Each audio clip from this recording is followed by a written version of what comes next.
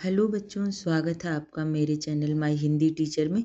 बच्चों, आज मैं आपको भाषा मंजरी पुस्तक क्लास 8 से जैक बोर्ड की ये पुस्तक है, उससे पाठ 18 तालाब बांधता धर्म स्वभाव पाठ पढ़ाने जा रही हूँ, जिसके लेखक है अनुपम मिश्र। देखिए, तालाब बांधता धर्म स्वभाव पाठ से ही जैसा आधारित नाम से दिख रहा है, आपको पता चल रहा है।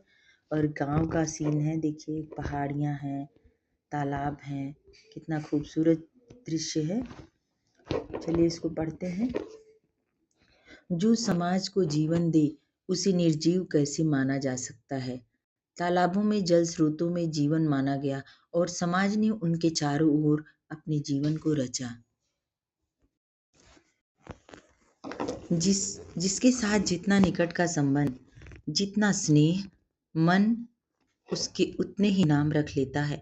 देश के अलग अलग राज्यों में, भाषाओं में, बोलियों में तालाब के कई नाम हैं। बोलियों के कोश में, उनके व्याकरण के ग्रंथों में, पर्यायवाची शब्दों की सूची में तालाब के नामों का एक भरा पूरा परिवार देखने को मिलता है। व्याकरण के एक प्राचीन ग्रंथ में तालाबों को उनके स्वभाव के कारण धर्म स्वभाव कहा गया है। लोक धर्म स्वभाव से जुड़ जाता है। प्रसंग सुख का हो तो तालाब बन जाएगा, प्रसंग दुख का भी हो तो तालाब बन जाएगा। मृत्यु किस परिवार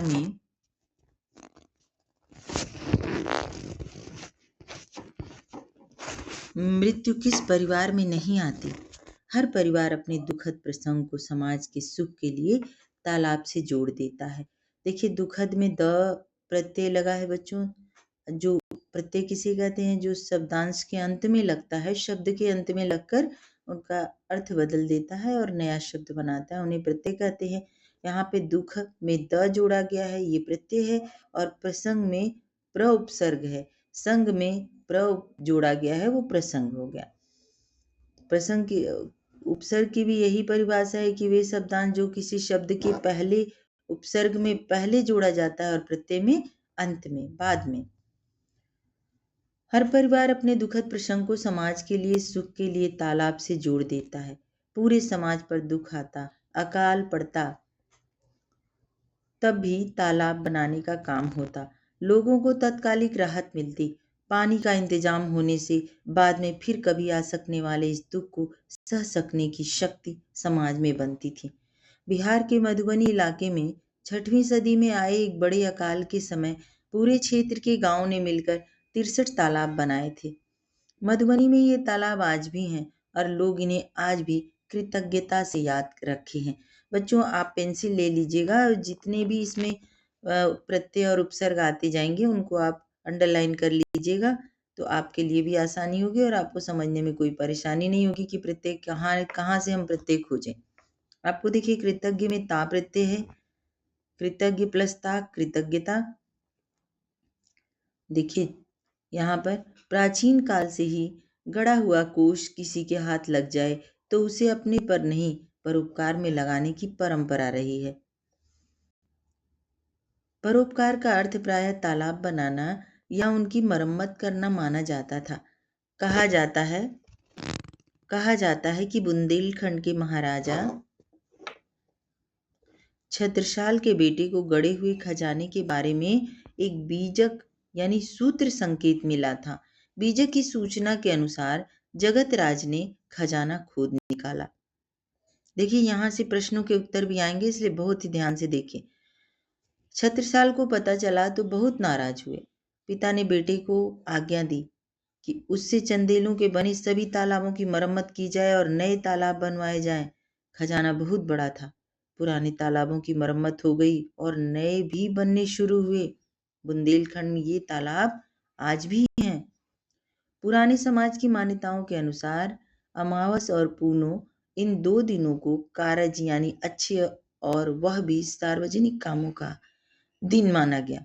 देखिए, यहाँ से भी प्रश्न आएंगे, अमावस और पूनो क्या है? अमावस्या को अमावस कहते हैं, पूनो यानी पूर्णिमा। तो बच्चों, इसको ध्यान से सबको देखते चलिए, अंडरलाइन करते चलिए। लास्ट में जब प्रश्न आएंगे तो आपको बहुत आसानी होगी। इन दोनों दिनों में निजी काम से हटने और सार्वजनिक काम से जुड़ने का विधान रहा है। किसान, देखिए, प्रश्न आता है कि अमावस और पूनम को कौन अपने खेतों में काम नहीं करते? कौन काम नहीं करते? तो प्रश्न का उत्तर है किसान। तो यहाँ भी अंडरलाइन कर लीजिए। किसान अमावस और पूनम को अपने खेत में काम नहीं करते थे। उस समय का उपयोग वे अपने क्षेत्र के तालाब आदि की देख रेख व मरम्मत में लगाते थे। समाज में श्रम भी पूंजी की तरह होता है और उस पूंजी को निजी हित के साथ वे सार्वजनिक हित में भी लगाते जाते थे। वर्ष की 12 पूर्णिमाओं में से 11 पूर्णिमाओं को श्रमदान के लिए रखा जाता रहा। देखिए, लोग जाते हैं स्नान करने के लिए, लेकिन उस समय ये किसान जो थे वो 12 पूर्णिमाओं में से 11 पूर्णिमा श्रमदान यानी तालाबों की मरम्मत करना, समाज में कोई भी जरूरत हुई तो उसको पूरी करना और बिना पैसे का निस्वार्थ भाव से।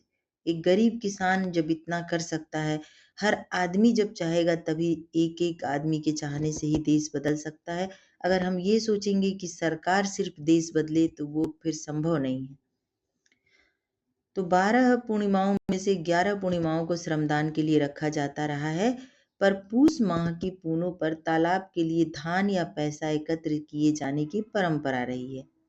देखिए, पूस माह की पूनों पर तालाब के लिए धान या मतलब तालाब को ठीक करने के लिए, मरम्मत के लिए धान या पैसा लोगों से चंदा के लिए एकत्र किए जाने की परंपरा रही। छत्तीसगढ़ में उस दिन छेरछेरा त्योहार मनाया जाता है। बच्चों, यहाँ भी देख लीजिए कि ये भी प्रश्न आता है कि छत्तीसगढ़ में कौन सा त्योहार पूर्णिमा के दिन मनाया जाता है। तो आपके पास यहाँ पे उत्तर है, अंडरलाइन कर लीजिए। छत्तीसगढ़ में उस दिन छेरछेरा त्योहार मनाया जाता है। छेरछेरा में लोगों के दल निकलते हैं, घर घर जाकर गीत गाते हैं और गृहस्थ गृहस्थ से धान एकत्र करते हैं। धान की फसल कट कर घर आ चुकी होती है। हर एक घर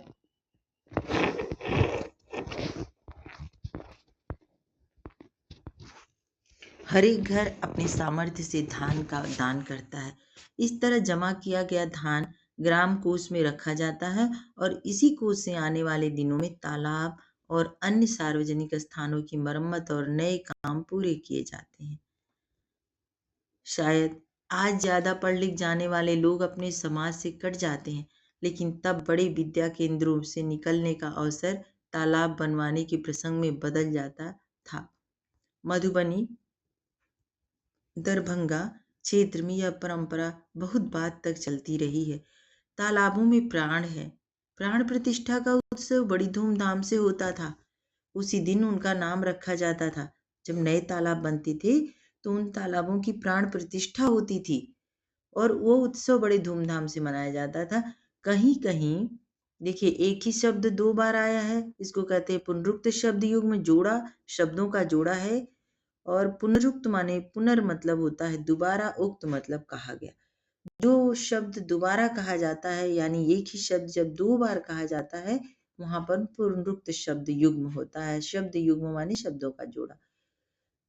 कहीं कहीं ताम्रपत्र या शिलालेख, शिलालेख पत्थर की पर जो लिखाई होती है, ताम्रपत्र उस समय तांबे के पत्र होते थे। तालाब का पूरा विवरण उकेरा जाता था, मतलब उस पर लिखा जाता था। कहीं कहीं तालाबों का पूरी विधि के साथ विवाह भी होता था। ये बहुत बड़ी बात है। देखिए, कहीं कहीं तालाबों का पूरी विधि के साथ विवाह भी होता था। आज बड़े शहरों की परिभाषा में आबादी का हिसाब केंद्र में है। पहले बड़े शहर या गांव की परिभाषा में उसके तालाबों की गिनती होती थी। कितनी आबादी का शहर या गांव है, इसके बदले पूछा जाता था कितने तालाबों का गांव है। छत्तीसगढ़ी में बड़े गांव के लिए कहावत है, वहां 6 आगर 6 कोरी। देखिए, ये भी इंपॉर्टेंट है। 6 आगर 6 कोरी का मतलब क्या होता है, यानी 6 BC और 6 अधिक 120 और 6 या 126 तालाब होने चाहिए एक गांव में। जो बड़े गांव होते थे उनमें 126 तालाब होने चाहिए। इन तालाबों के दीर्घ जीवन का एक ही रहस्य था, ममत्व। दीर्घ मतलब होता है बच्चों बड़ा, दीर्घ जीवन का एक ही रहस्य, रहस्य का मतलब होता है उसका क्या रहस्य है, आखिर ये कैसे इतना दिन तक जीवित रहा तालाब, कैसे इतने दिन तक बचा हुआ है। ममत्व, ममत्व होता है बच्चों उससे अपनापन, उससे लगाव। जो माँ अपने बच्चे से लगाव रखती है, ममत्व उसको कहते हैं। माँ और बच्चे का जो प्यार होता है वो एक ममत्व है। माँ की ममता ये ममत्व है। और यहाँ पर आपका हो जाएगा भाववाचक संज्ञा। यह मेरा है, यह मेरा है यानी हमारा है। सिर्फ मेरा वाली भावना नहीं है, हमारा वाली भावना है। हम सबका यह तालाब है और सबको उसी तरह का प्यार है, उसी तरह की ममता है। जैसे एक बच्चे को अपनी माँ से प्यार होता है, माँ को अपने बच्चे से प्यार होता है, उस तरह का लगाव उन तालाबों से वहाँ के गांव वासियों को रहता था। ऐसी मान्यता के बाद रख रखाव जैसे शब्द छोटे लगने लगेंगे। जब आपको लगेगा कि आपको अपनी माँ का ध्यान रखना है, फिर आप रख रखाव या कुछ छोटे, ये सारी बातें जो मान्यता की बातें ये सारी छोटी लगने लगती थी। उसमें तो आप कुछ भी कर जाते हैं प्यार में। भुजलिया के 8 अंग पानी में डूब सके इतना पानी ताल में रखना। भुजलिया ऐसा गीत गाने वाली, ऐसी कामना करने वाली स्त्रियां हैं जो उनके पीछे ऐसा समाज भी रहा है जो अपने कर्तव्य से इस कामना को पूरा करने का वातावरण बनाता था। घर गैल, घर मैल यानी सब घरों के मेल से तालाब का काम होता था।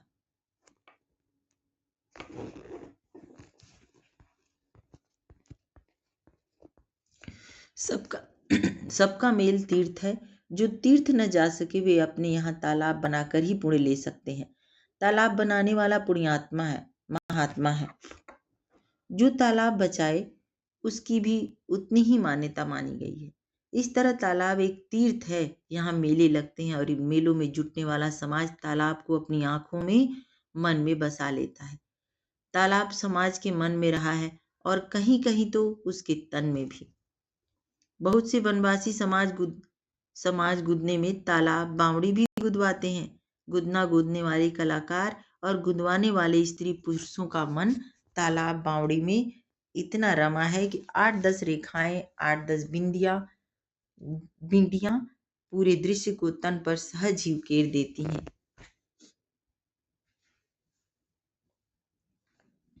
देखिए बच्चों, प्राचीन काल में गुदना गुदवाने की परंपरा थी।